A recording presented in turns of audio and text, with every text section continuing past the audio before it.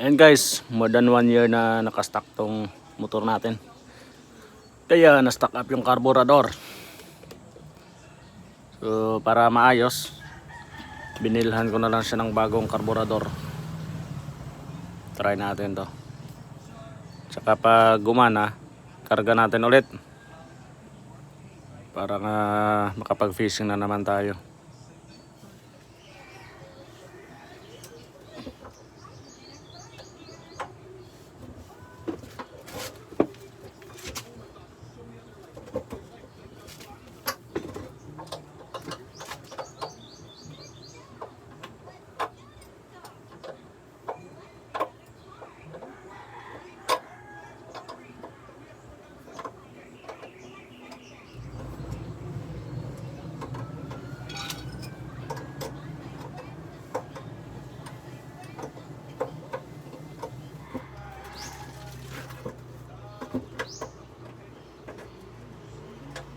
Alright.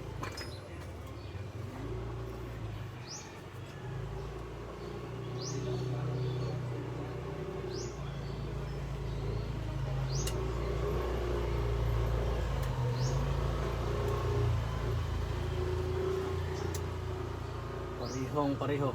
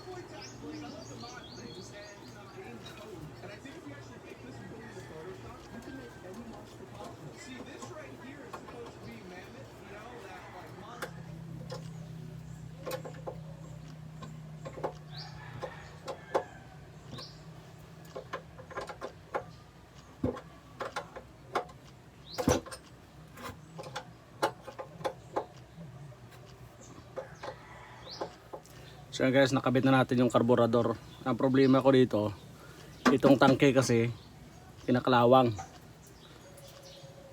Linisin ko pa to, pero plano kong bumili na rin ng plastic na tangke. Pero sa ngayon, para matesting lang natin paandar, hindi muna natin gamitin yung tangke.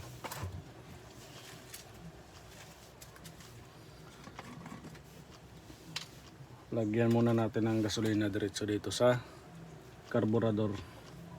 Tignan na rin natin kung ilang ml yung laman ng karburador lang mismo. 10 ml na syringe yung gamitin ko. Pero ito guys, mga isang gamitan lang to dahil rubber ito. Matutunaw to, hindi mo na magamit ulit.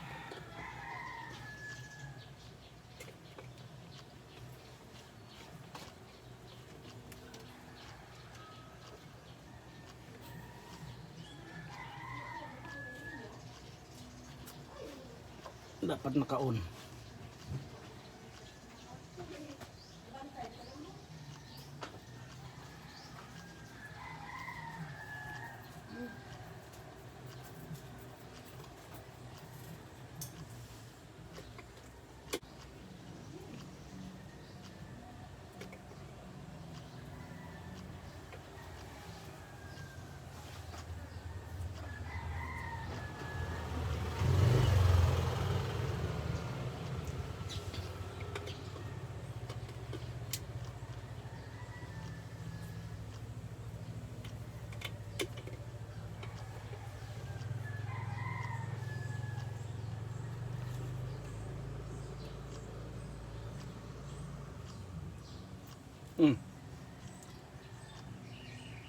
Yan guys, 30 ml yung laman ng karburador.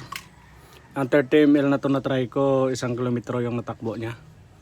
So yan, ma-estimate nyo na yung 1 litro kung ilang kilometro yung matakbo ng bangka nyo. Try na natin.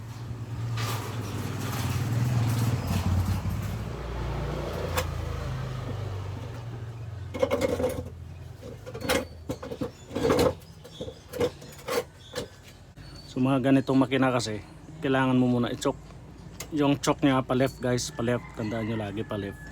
Tapos itong gasolina niya, mayroong label naman na on off. Pero minsan pag kinalawang na to, hindi mo na mabasa. So yung on niya, pa forward. Yung off niya, backward.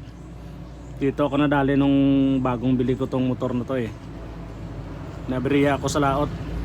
Nung nabiriya ako, sinat ko pa yung unang may-ari nito. Yun pala, pagkatapos namin na testing nung time na yon, ito sinarado niya kasi para nga hindi mag-leak. Yan, hindi ko alam nakasarado. So mga 1 kilometro from station 1 hanggang sa dulo, namatay na yung makina. Hindi ko na mapagana.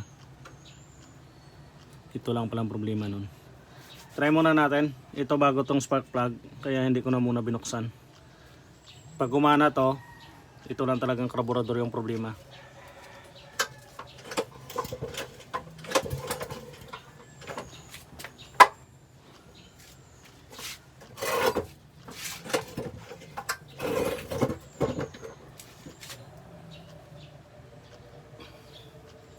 Ay, walang spring.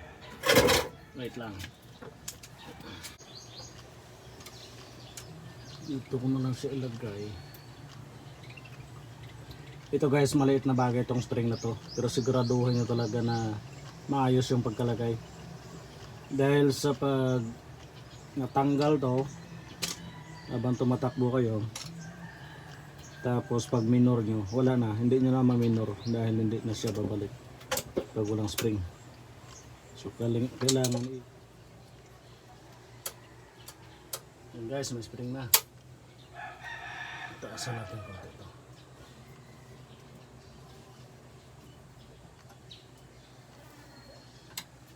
Right. Sisting.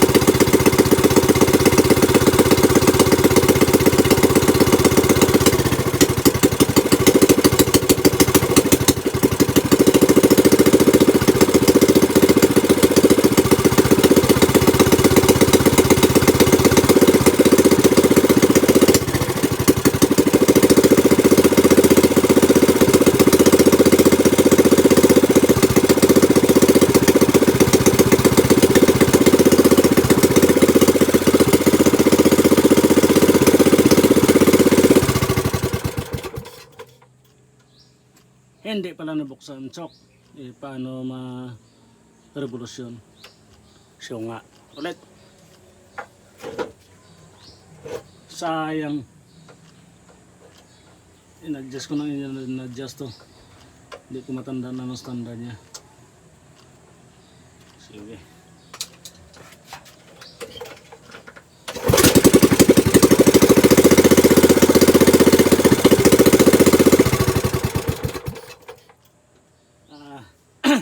Bubuksan ang choke, mamamatay siya. Kasi nga wala tayong tangke. So mahirapan siya na yung gasolina lang niya na nandito na stock yung gagamitin. Mas maganda talaga mayroong supply na tuloy-tuloy na gasolina. Pero at least guys, na prove natin na maganda yung karburador na nabili natin.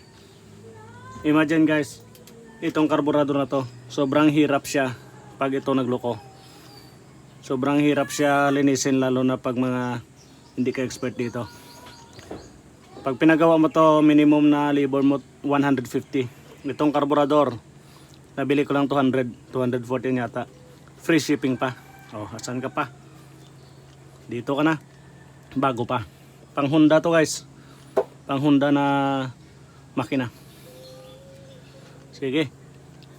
I-finalize lang natin to. Ayusin ko na rin yung tangke. Kung hindi ako satisfied, bilhan ko na lang talaga ng brand new na plastic para hindi kinakalawang. So yun lang guys. Simple fix lang sa ating engine para sa ating bangka. Abangan nyo guys. Mag-adventure ulit tayo sa dagat. See you next time.